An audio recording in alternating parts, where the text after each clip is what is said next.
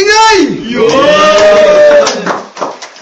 Shoutout sa Flip Top Battle League, sa Top Tier Battle League, kay Jos, kay Doms, shoutout din sa Showmay ni MJC. Okay na, ano yun? Pangatlong laban ngayong gabi! Galing pang Dasma Cavite, sa kanan ko, Mandam, Magingay! Pabayaan yung shoutouts. Sa kaliwa ko, galing Pantundo, Magingay para kay RK Trop. Nanalo sa coin toss si Mandam. Pinili niyang mauna si RK Trop. 3 rounds, 1 minuto kada rounds. Unang banat para kay RK Trop. Yo, pare. Freestyle lang to, tol. Wala talaga akong handa eh. Masyado ako na busy sa mga nakaraan. Sa mga hindi nakakaalam, meron nga pala siyang 3 katauhan. Yun ay si Ferdinand, Mandam, at si Apollo. Apollo, Rocket. Unang lumapag sa munyan din ang una niya ng branding. Kaso ngayong unang buwan, suntok ko naman ang sa katawang lupa mula landing now I'm living hell. Nakakonekta sa outer world yung aking inner self. Kaya kung sumaiyo man ang Panginoon, di ako naniniwala sa mga kwento. Mga bala ko lang ang sasamba sa loob ng iyong templo, Apollo. Kibuloy, the anointed son of God na sa kasalanan ay iluluklok. Ano kayang magagawa nitong God of Music pag baril na yung tumutugtog? Kaya blow! Siguradong tatamaan kahit di ko tutukan to. Ligaw na bala ang maghahatid sa paroroonan mo, kaya alis! Hindi ka dapat nandirito, isa kang wak na rapper. Yung mga ganyang estilo hindi na dapat nagbamatter kasi kung saan-saan ka na sumasalang eh. Hindi ka pa lumalakas. Kakasuyod mo ng iba't ibang liga yung lies sa bibig mo na lumalabas. Sinungaling! Kaya't hindi ka sa akin papalarin ngayong nag-cross yung landas natin. Time. Yo, game. Sa laban nila ni Genesis, binanggit lang siya ang lunas, tangina. Gamot ka pala. Kung gamot ka, tangina ka, ang liit mo naman. Patunay lang na madali ka lang madigest, parang kinain ko ng ubas. Kung gamot ka man ay pwes, ako'y sakit na walang lunas. Oo, kasi ako'y malalapo. Di ko kailangan ng lunas mo, may 4 ako na pagkatao. Ferdinand, Apollo o Mandem. I got 4 stages, bitch, na parang cancer, and I don't need the weeks or months just to kill some weakling. I only got some time to spare and you'll be done in 1 minute and I mean it. Kasi puro ka choke, tangina sayang yung sabi-sabi. Na may potential to si Gago, yung kaso tae-tae, tangina pre. Ganda na sana ng storya mo.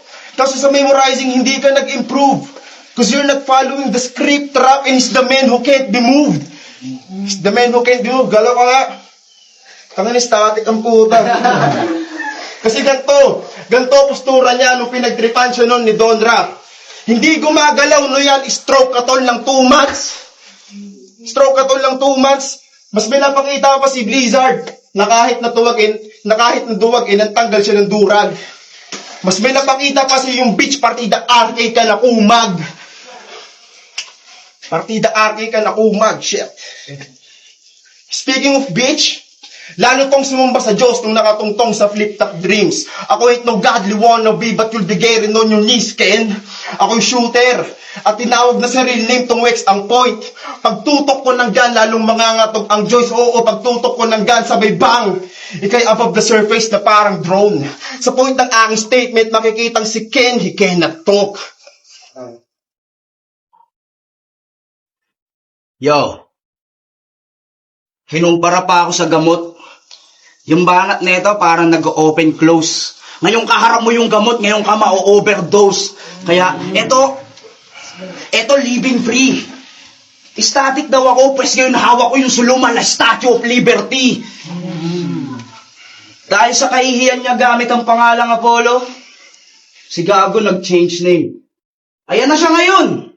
Si Mandam, palakpakan. Inang pangalan niyang Palpak. Dam! Sumasabay ka lang sa agos na ang destinasyon ay pagbagsak. Ha? Kaya malabo kang makaangat sa akin, lunod ka sa aking lalim. Ngayon, pagmasdan mo maging buhawi yung mga salitang binubulong ko sa hangin. Kaya mandam, baka bigla ka rin mag-robotic dyan pag naglabas ako ng Gundam, bang bang. Kaya hindi na madyas. Pag naglabas ako ng Gundam, bang bang. Kaya pag naglabas ako ng Gundam, bang bang. Kaya ratratin hanggang sa hindi na ma-justify. Yung pagkamatay nitong si Mandam, I am the man behind kahit, o di ba meaningless? Yung pangarap ko na POI naging person of interest. Kaya man, hindi ka sa akin mananalo kahit paman. Daya ka dito, ito ay freestyle lang. Kaya kitang kanain kahit walang dalang sulat. Yung mga salita ko ay masasakit, ito ay susugat. Tatama sa puso mo, tagos din sa utak. Yung mga salita ko freestyle lang, totoo, ikaw na mismo magugulat. Time. Game ba? Round 3. Yes! Round 2. Game. Mga tropa mo, pre. Lahat sila umaangat, ikaw na lang nandyan. Hindi sa di ka makahabol dahil sa maiksi mong tadyang, isipin mo. Lahat sila may movement. Ikaw para kang round mo. Alam mo ba reason, bitch? Naiiwan ka lagi sa gitna kasi hanggang dun lang kaya mong maspit. Ako'y mas lit dito sa kupal.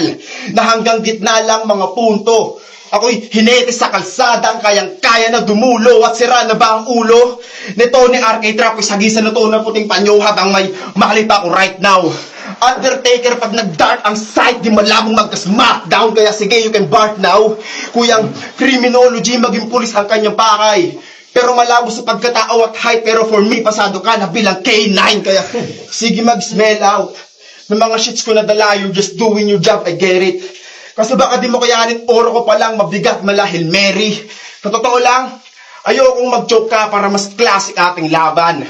Ayoko ring manalo sa di naghandang kadahilanan. Mas gusto kong matalo pa kung maganda kada palitan. Kaso ako'y dahil lumalaban. Kaya you'll see this foreign win kung sa exchange lang ang usapan. Kasi mababa value mo. That's why you doing this. Maling sinabing walang movement. Uga sa akin tong vengeance head. Hawak kong weapon bagong hasa. Turing mo tong gera, men. This is I got everything to lose versus you get everything to gain. Game. Yeah. Oh, ang dami niya pang sinabi, wala namang suntok. Game. Yo, freestyle ulit. Sige. Ano ba yung mga binabanat mo? Parang nagtitrip lang to. Tangina Ferdinand yung pangalan, pag magnanakaw, tangina mo. Sige, hindi ka sa akin mananalo, tol, kahit wala akong dala na sulat ngayon.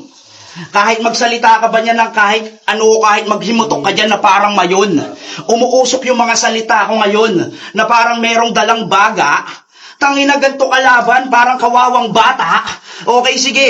Nakita mo, pinristyle lang kita sa sarili kong liga. Makikita mo yung tindig ng balahibo mo na parang ikaw ay isang ita, oo, mangingitim. Masusunog ka sa akin mga salita na parang galing sa ilalim mo, ikaw hindi na makikita na parang maralita, oo, tangina.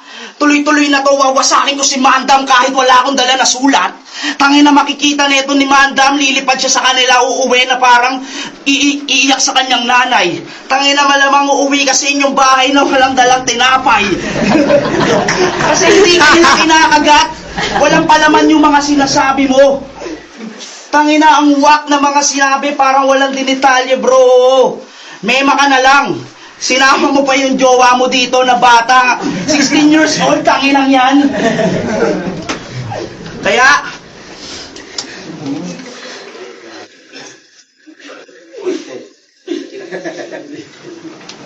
time. Yo, tangina, pinristyle ako. Aray ko naman. Sobrang pogi mo talaga.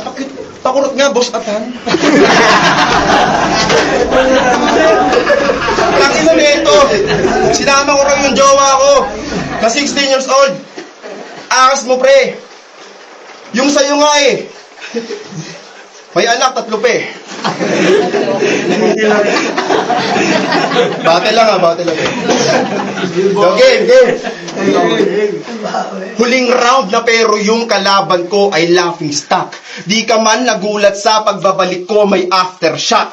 Buti at di na nagtago kasi kahit yung alter walk, ako'y walang awa mong kalaban. I shot again after I shot. O sige, itawid na natin. Na parang naiwas sa kwento. May ilagan mo yung awkwardness pero hindi yung shot after ng buwelo. At kahit di ka mag-burst masyado, walang paki sa trick shit. Kasi sinobrahan ko baon na parang Chris sa kidney. Oo, parang Chris sa kidney. Critical lagay mo. Kung tingin mo bawat rounds ko, hindi buo pes yun ang isasaksak ko tol sa'yo. Pangako! Ako ang siyang uuwing panalo dala to small fish. Stephen Curry to sa net, yeah, at sure ang all three. Kasi sino ba si RK Trap? Yung makatang binansagang balakid ang sarili. Sa pangarap di siya nasuko, talagang nakapit siyang maigi. Kaso lang, naging mali yata iyong pagkakaintindi boy. Kasi naging balakid ka mismo sa iyong sarili hoy. At bakit? Bakit? Gusto mong alisin? Yung bansag na choker? Na atang-atang ng pangalan mo? Pues di mo yan aalis, stuck ka na dyan sa larangan mo. Pag binitawan yung pangarap, it means, komportable na sa kung nasaan ngayon. Oo, napapalawak mo mga rounds mo, pero ikaw mismo nakakulong ka lang dyan sa kahon. Ano, dumuduro ka ng buto? Ganyan gagawin mo sa akin? Kung dumuduro ka ng buto, mas delikadong madamage tong ligament. Putang ina, napunta na sa science ang puta. Napunta na sa science. Napapaliw na ata, shit. Hindi. Kailangan mo to para mas mapakita yung difference ng di pilit na di tipid na kung bumara difference. Anong konekta nung siyensya sa aking banat aking friend? Science can explain everything kahit tulad mong di prepared. Ako'y bumangon galing Huertes. Ano kung walang mabibilib? Singsik sa grupo natin, di na lang ikaw yung magbibit-bit. Dito sa round 3, dito ka na nililibing. Hindi na pinapahaba. Hindi na rin to battle rap trap. Obituary mo na aking binabasa. Ang boto ng Urado, 3-0 para kay Mandam. Yun, ano nga pala. Shoutout dyan sa mga tropa. Kay Awin, kay Jisan, kay Ali, sa Tapa Caviteño, kay Raven, kay Clint, kay Basti, kay Benedict, sino pa ba? Kay Christopher, Rainier, Michael, Arian. Putangin ang dami, hayop. Yung Santos clothing check niya yan. Kasi yun lang. Salamat kay RK Trap. Salamat kay RK Trap. Yan, tuloy-tuloy lang tayo sa vengeance guys. Inagulo. Yo, hello. MJC nga pala. Yo, shoutout pala sa bagong liga nila, RK Trap, Vengeance Rap Battle League, dito sa Tondo. Yo, binoto ko all 3 rounds para kay Main Dam.